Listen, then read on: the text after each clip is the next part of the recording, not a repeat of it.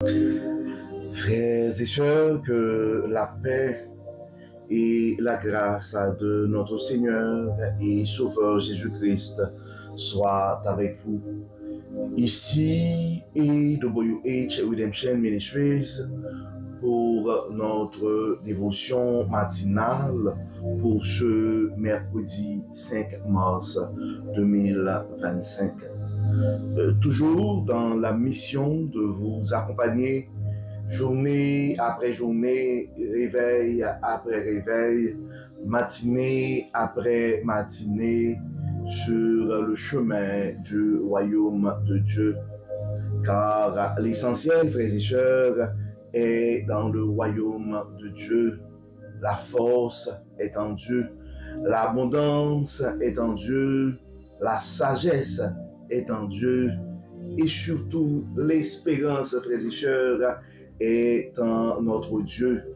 Et c'est pourquoi nous nous répétons et à chaque instant, à tous les matins, que nous devons, frères et sœurs, chercher premièrement le royaume et la justice de Dieu, et toutes les autres choses nous seront données en plus.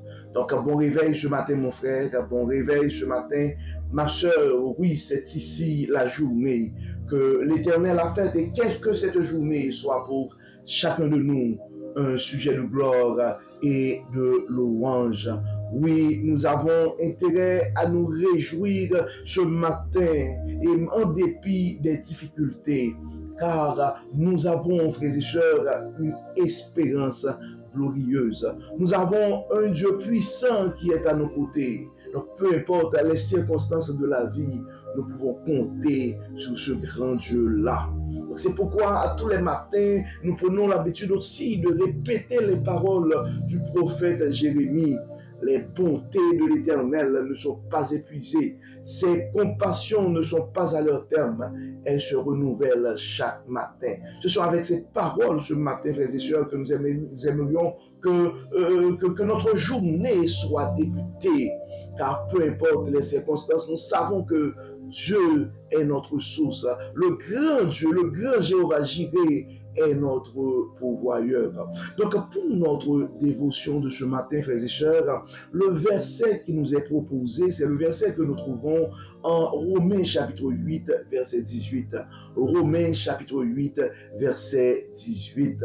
Et l'apôtre Paul s'exprime en ces termes pour dire, j'estime que les souffrances du temps présent ne sauraient être comparées à la gloire à venir qui sera révélée pour nous. Oui, mon frère, c'est un message de Dieu à toi ce matin. C'est un message de Dieu à toi ce matin, ma sœur. Les souffrances du temps présent ne sauraient être comparées à la gloire à venir qui sera révélée pour nous. Donc, notre méditation ce matin, frères et sœurs, a pour titre une espérance glorieuse. Une espérance glorieuse. Donc, la première chose d'emblée à nous rappeler, frères et sœurs, que chacun de nous ce matin, peu importe nos circonstances, peu importe les conditions dans lesquelles nous vivons présentement, nous avons tous une espérance glorieuse. Donc, ce verset, frères et sœurs, écrit par l'apôtre Paul, nous offre une perspective réconfortante et remplie d'espoir. Paul, qui a vécu de nombreuses souffrances, persécutions, naufrages, emprisonnements, donc rappelle ici aux croyants que les épreuves terrestres, aussi intenses soient-elles, ne sont rien en comparaison de la gloire éternelle qui nous attend dans la présence de Dieu. Il y a beaucoup de coins, dans beaucoup de places à travers le monde actuellement, il y a de la guerre. Il y a en principe des souffrances. Nous sommes conscients que de plus en plus, même dans les pays industrialisés, même dans les pays développés, la vie devient difficile. Il y a l'inflation, les prix augmentent. Il y a, on le voit, on le sent. Mais apôtre Paul, et donc Dieu veut nous parler à travers ce texte de l'apôtre Paul, frères et sœurs, pour nous rappeler que nous avons tous une espérance glorieuse. Donc la vie chrétienne, frères et sœurs, n'est pas exemptée de difficultés. Et souvent je me répète, et le chemin du royaume, ce n'est pas un parcours sans détour. Pourtant, frères et sœurs, ce passage souligne une vérité essentielle. Nos souffrances actuelles sont temporaires, mais la gloire future est éternelle. C'est un message de Dieu à toi ce matin, mon frère. C'est un message de Dieu à toi ce matin, ma soeur. Tes souffrances actuelles sont temporaires, mais la gloire future, ta gloire future est éternelle. Donc ce message nous appelle à détourner nos regards, frères et sœurs, ce matin sur des épreuves, à détourner nos regards des épreuves pour fixer nos yeux sur la promesse d'une éternité glorieuse avec Christ. Donc nous sommes appelés, frères et sœurs, à tourner nos regards ce matin sur les promesses de Dieu. Donc, la création, donc pour notre réflexion, nous avons en fait 3 points à regarder ce matin, frères et sœurs. Et premièrement, c'est la création et l'attente de la rédemption. Donc ce verset, en fait partie d'un passage où Paul décrit l'attente impatiente de la création entière pour être libérée de la corruption. Donc c'est un texte que nous pouvons lire particulièrement toujours dans le chapitre 8 de l'épître de Paul aux Romains, particulièrement à partir du verset 19 jusqu'au verset 23. Donc la souffrance actuelle n'est pas uniquement personnelle, mais elle reflète en fait une douleur cosmique dû à la chute et dans le péché, dû, je pourrais dire, à l'arrivée du péché dans l'humanité.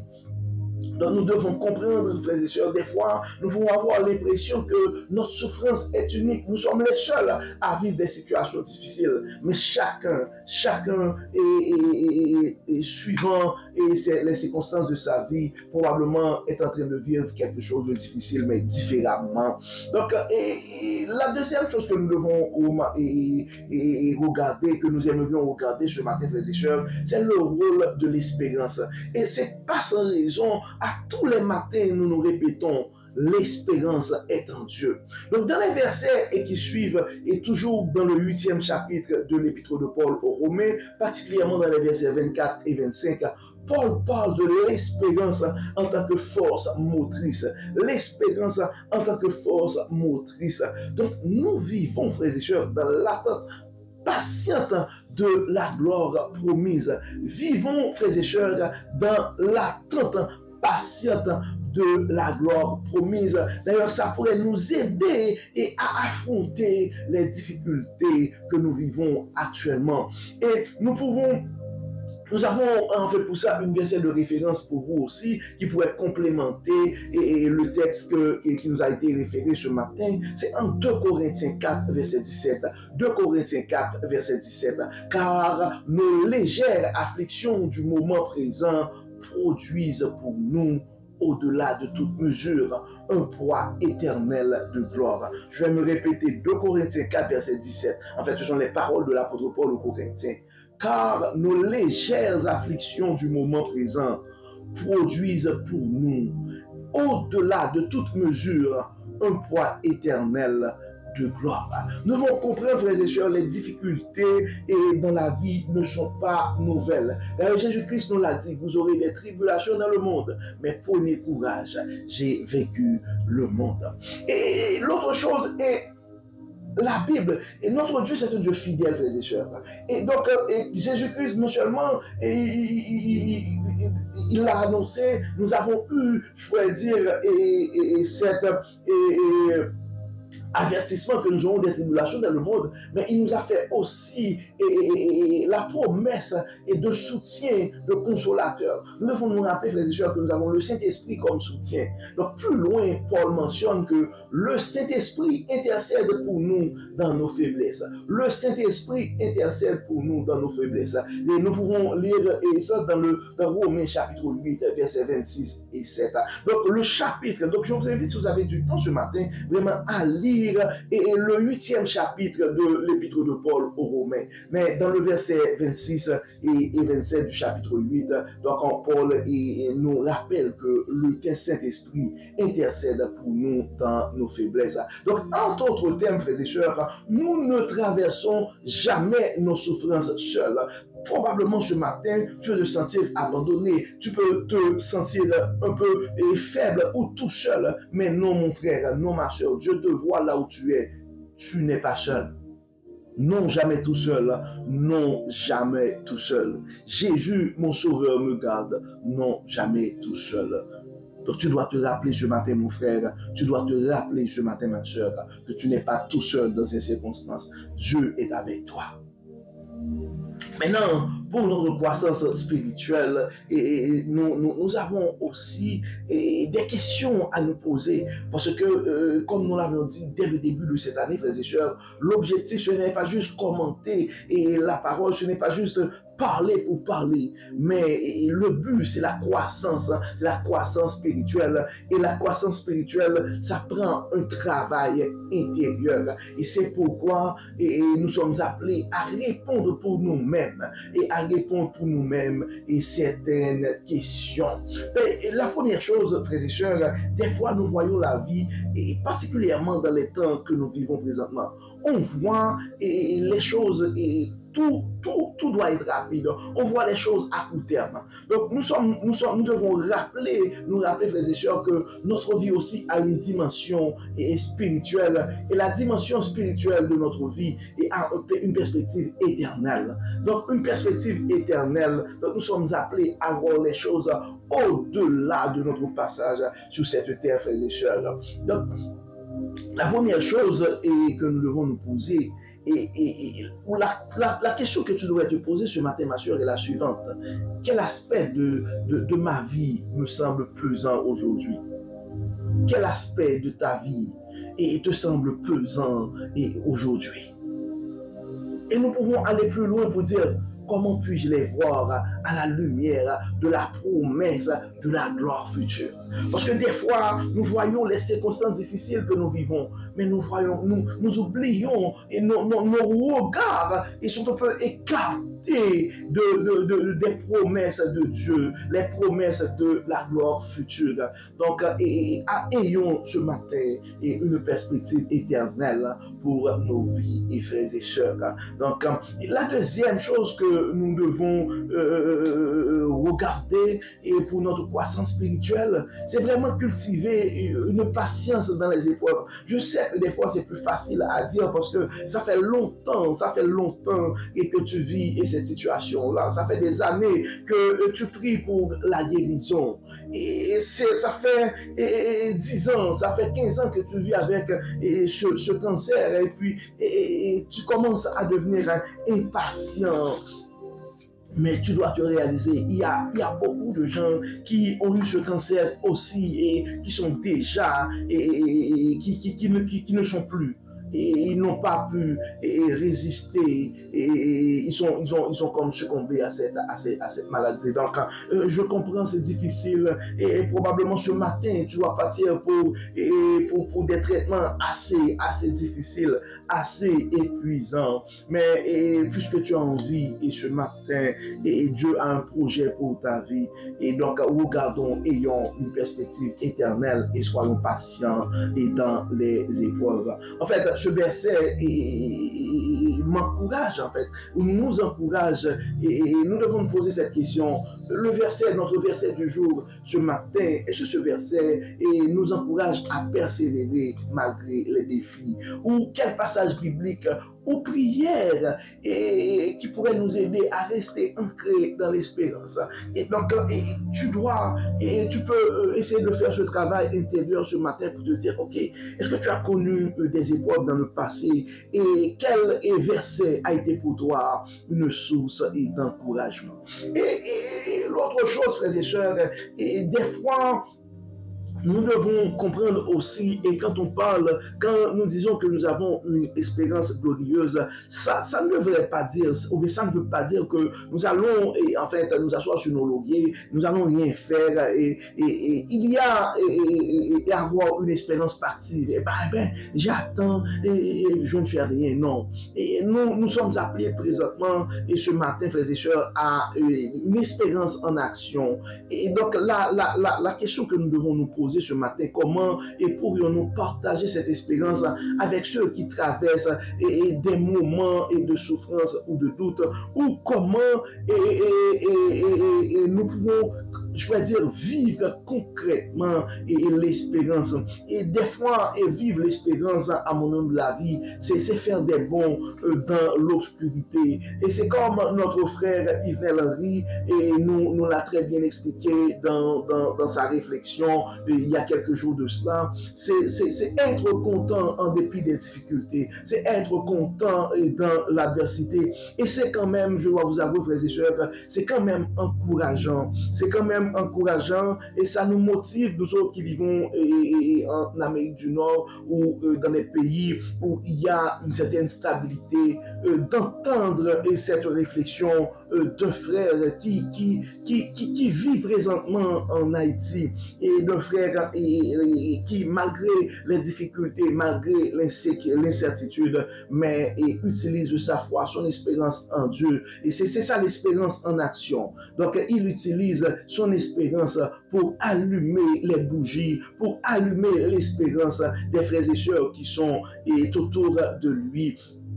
Même des frères et sœurs qui sont probablement découragés, mais dans un pays plus stable que là où lui, il vit présentement.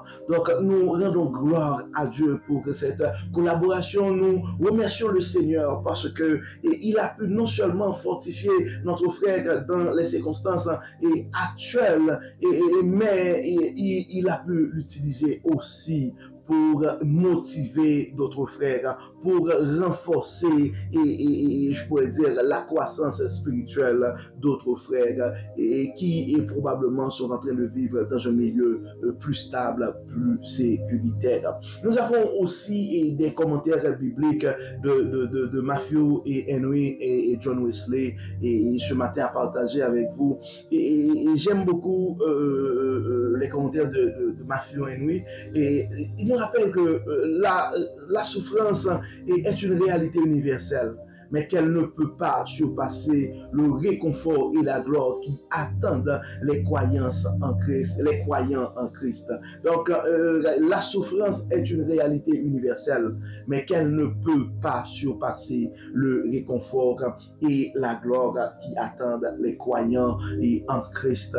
Donc, c'est un message à toi ce matin, mon frère, c'est un message à toi ce matin et ma soeur qui est en train de faire face à des situations assez difficiles et qui sont des sources de souffrance probablement pour toi ce matin. John Wesley souligne aussi que la gloire à venir, cette gloire à venir n'est pas uniquement une consolation, mais une promesse certaine qui inspire patience et confiance. Donc la gloire à venir. Donc cette espérance glorieuse que nous avons en Jésus-Christ et cette espérance éternelle n'est pas uniquement une consolation selon John Wesley, mais une promesse certaine et qui inspire et patience et confiance.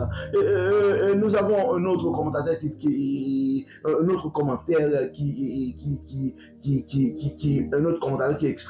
écrit en fait ceci. Les souffrances terrestres préparent à l'âme, ou bien préparent l'âme mieux à mieux apprécier la gloire éternelle. Donc, les souffrances terrestres préparent l'âme à mieux apprécier la gloire éternelle. Donc, la douleur elle-même devient un outil de sanctification. Et c'est comme un commentaire de Charles Et les souffrances terrestres préparent l'âme et à mieux apprécier la gloire éternelle. Donc la douleur elle-même devient un outil de sanctification. Donc nous voyons, et frères et sœurs, les textes et nos méditations depuis le début de la semaine, les textes qui nous sont proposés, et ce sont des textes qui nous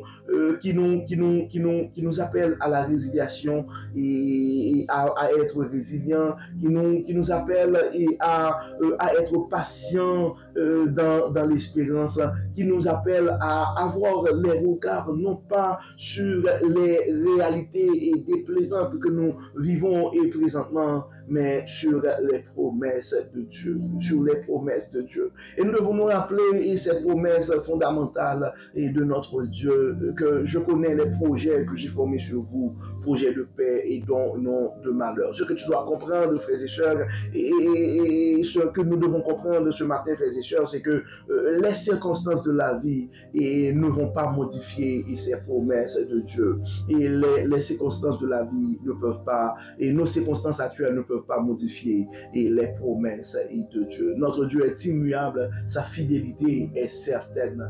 Donc, nous devons garder nos regards fixés sur les promesses de Dieu. Nous avons aussi des versets en fait, nous avons déjà cité Jean 16, 33, vous aurez des tribulations dans le monde, mais prenez courage, j'ai vécu le monde. Ce sont des versets qui pourraient nous motiver ce matin. Et Apocalypse 21, verset 4, aussi, ça pourrait être réconfortant pour certains d'entre nous. Il essuiera et toute larme de leurs yeux, et la mort ne sera plus. Il n'y aura plus ni deuil, ni cri, ni douleur. Et en répétant ce matin les paroles d'Apocalypse 21, verset 4, nous ne pouvons pas nous empêcher d'avoir une pensée spéciale et une prière pour des familles qui pleurent présentement le départ d'un être cher. Nous avons Hébreux 12, verset 2 aussi, ayant les regards sur Jésus, ayant les regards sur Jésus, le chef et le consommateur de la foi, qui, en vue de la joie qui lui est réservée, a souffert la croix. Donc, nous sommes appelés ce matin, frères et sœurs, à détourner nos regards sur les circonstances actuelles, sur les choses qui nous rendent tristes, mais pour regarder la puissance, la fidélité de notre Dieu et particulièrement sa promesse dans nos vies. Donc, nous allons comme d'habitude prier, frères et sœurs, et nous allons remercier Dieu pour la promesse de la gloire éternelle qui dépasse toute souffrance terrestre. Nous allons demander à Dieu de nous aider à garder nos yeux fixés sur lui, même au milieu des épreuves. Nous allons demander à Dieu de renforcer notre foi ce matin et de nous donner la patience de persévérer et avec espérance. Et nous savons que notre plus grand soutien, c'est le Saint-Esprit. Donc nous allons demander à Dieu pour que ce Saint-Esprit puisse nous soutenir et nous guider tous les jours. Et prions le Seigneur. Et si probablement ça va très bien pour toi ce matin, mon frère, probablement ça va très bien pour toi ce matin, mon frère, mais c'est le temps d'intercéder et de penser à un frère ou à une soeur ou à un peuple ou une communauté qui a des frères qui sont dans la souffrance présentement, qui sont en train de pleurer. Prions le Seigneur. Dieu de grâce, Dieu de toute bonté, Dieu de toute miséricorde, nous te disons merci Seigneur. Merci pour ton amour, merci pour ta grâce, merci Seigneur pour la promesse de la gloire éternelle. Merci aussi et de nous rappeler ce matin, de changer notre perspective. Au lieu de regarder les choses à court terme, de voir la perspective éternelle, le plan divin que tu as pour nos vies. Et Dieu clément, Dieu de toute grâce, Dieu de toute bonté. Et nous présenterons devant toi ce matin, non seulement avec des actions de grâce ou des mots de remerciement, mais aussi avec nos soucis et avec les soucis de nos frères et sœurs. Nous avons des frères et sœurs qui sont malades présentement, qui sont inquiets pour leur vie, qui souffrent présentement. Dieu de compassion, Dieu de toute bonté. Nous te demandons, Dieu clément, d'intervenir dans leur situation et d'apaiser leur peine. Dieu de toute consolation, nous te demandons, Seigneur, Dieu, d'intervenir ce matin et de consoler nos frères et sœurs qui sont en pleurs. Tu connais les désirs de leur cœur, tu connais leur souffrance. Nous demandons, Seigneur, non seulement de toucher les corps malades ce matin, mais de toucher les âmes blessées, les cœurs angoissés. Dieu clément, nous avons des frères et sœurs qui ont des soucis financiers. Dans ta plus grande abondance, nous demandons de pouvoir à leurs besoins. Nous avons des frères et sœurs qui sont présentement, qui ont plus de questions que de réponses et qui ne savent pas comment aborder cette situation assez délicate. Nous te demandons dans ton amour, dans ta grâce, de faire briller ta sagesse, ta toute puissance dans ces circonstances. Et tu connais, Dieu clément, nos soucis. Dans ton amour, nous te demandons d'intervenir, de nous aider, de nous consoler. Et nous te demandons, Seigneur, que ton Saint-Esprit puisse nous soutenir et de nous aider à affronter avec espérance et patience les moments actuels. Nous remettons les coins du monde où il y a la guerre présentement. Nous te demandons de protéger tes enfants. Nous réclamons du clément et dans notre monde la paix que toi seul peux donner. Bénis Seigneur, guéris Seigneur, protège Seigneur, et que tout soit fait dans nos vies pour la gloire de ton nom. Au nom de Jésus. Amen. Amen. Frères et sœurs, nous arrivons au terme de notre dévotion pour ce mercredi et 5 mars 2025. Nous espérons que votre âme a été bénie. Et d'ici là, nous vous souhaitons une excellente journée sous le regard du Dieu Tout-Puissant. Que le Seigneur nous bénisse, que le Seigneur nous protège, qu'il nous apporte de sa paix et sa grâce, et qu'il nous aide à être patients, tout en espérant, tout en comptant, tout en plaçant notre confiance dans sa promesse. Accorde-nous, Dieu clément, ta paix, la paix que toi seul peux donner. Au nom de Jésus. Amen. Amen. Encore une fois, frères et sœurs, bon mercredi et à demain. Et si jamais tu penses à un frère ou à une sœur, c'est le temps de partager ce message, car on ne sait jamais ce que la parole de Dieu peut faire dans la vie de l'un de ses enfants bien-aimés. Encore une fois, bon mercredi et à demain. Bye bye. Bye bye.